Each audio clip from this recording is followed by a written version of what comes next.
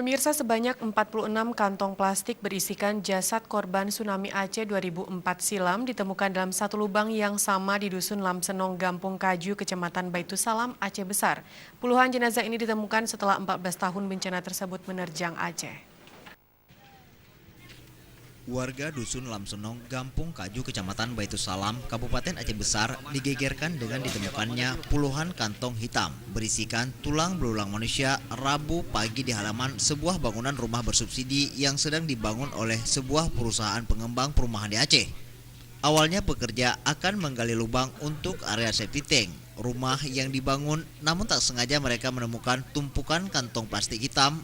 Dan setelah diperiksa, kantong tersebut berisikan tulang belulang manusia. Bahkan ada yang masih bersisa juga pakaian yang digunakan oleh korban. Hingga sore hari, para pekerja dan warga setempat menemukan 46 kantong jenazah dan mengangkatnya ke halaman menara setempat. Dan perangkat desa Gampung Kaju memutuskan untuk menguburkan kembali semua jenazah di tanah perkuburan Gampung setempat. Dari total 46 jenazah dalam kantong plastik yang ditemukan ini, 4 diantaranya telah diketahui identitasnya dari tanda pengenal yang ikut terkubur bersama pemilik. Tim Liputan, Aceh TV.